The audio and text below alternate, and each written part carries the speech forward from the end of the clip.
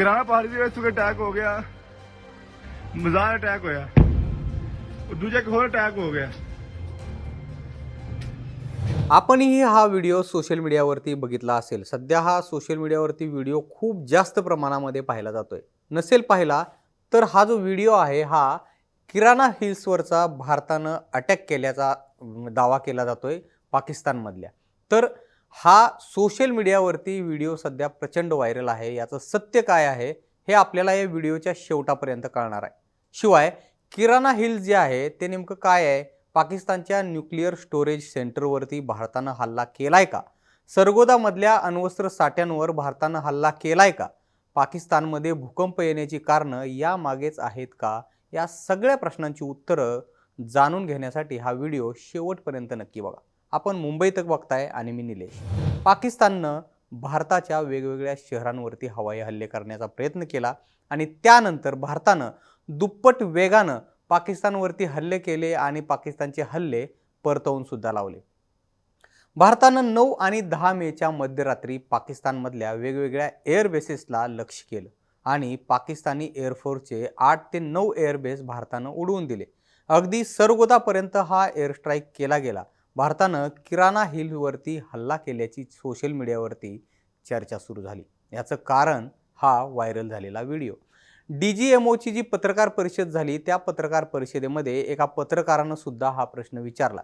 Air marshal AK Bharti यांना हा प्रश्न विचारला गेला, त्यावरती त्यांनी अगदी गमतीतच एक उत्तर दिलं। भारती म्हणाले, थँक्यू ही माहिती दिल्याबद्दल।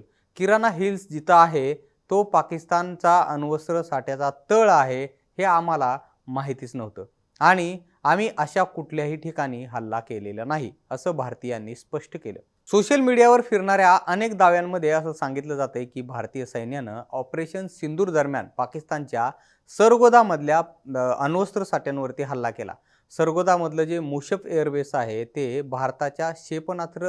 भारतानं जी क्षेपणास्त्रांची लक्ष्य होती त्या लक्ष्यांपैकी एक असल्याचं बोललं जाऊ लागलं। मात्र एअर मार्शल AK भारती यांनी किराना हिलवरती हल्ला केल्याचं जे वृत्त होतं त्याचं खंडन केलंय। मुशफ एअरबेस आणि सरगोदा ही दोन्ही ठिकाणं एकमेकांपासून फक्त 7 किलोमीटर अंतरावरती आहेत। सोशल मीडियावरती दाखवला जाणारा हा जो व्हिडिओ आहे या व्हिडिओमध्ये तरी दातेरी पर्वत शिखरांच्या पायथ्यापासून धुराचे लोट जे आहेत ते दाट लोट उडताना दिसत आहेत।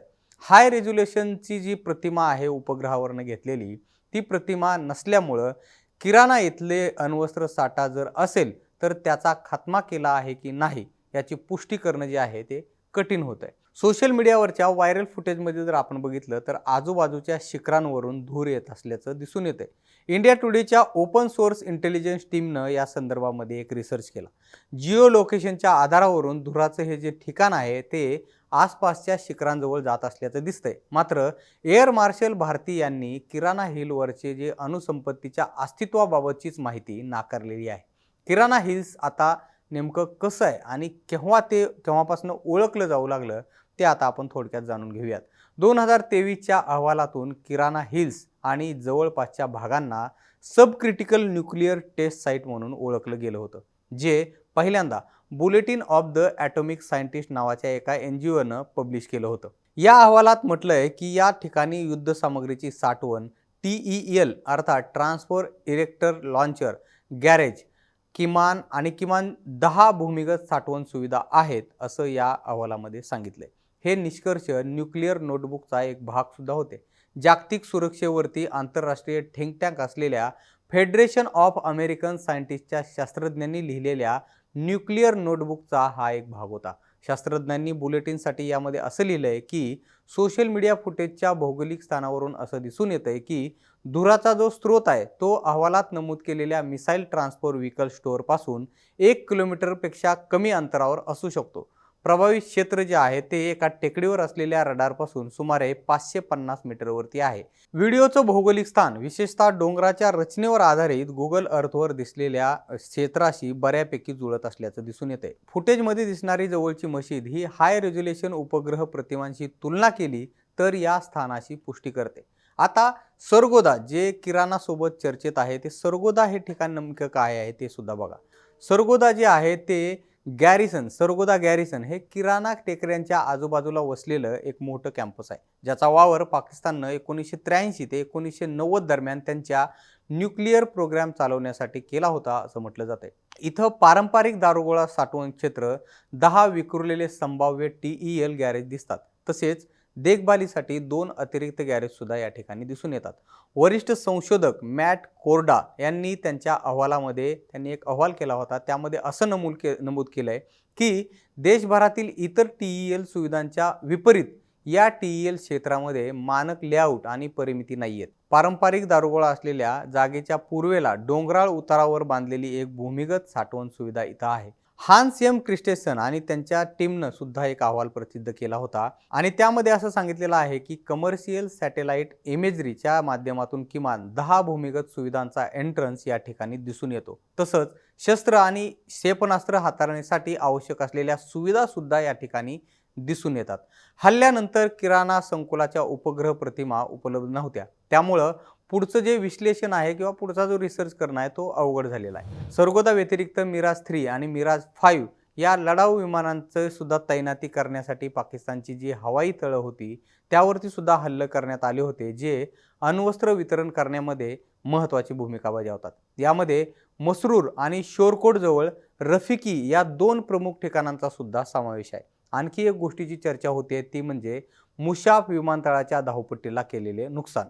तर मसरूरबद्दल अधिकृत पुष्टी नसली तरी भारतीय लष्कराच्या कर्नल सोफिया खुरेशी यांनी रफिकी विमानतळाजवळ भारतानं हल्ला केल्याची पुष्टी या ठिकाणी केली होती.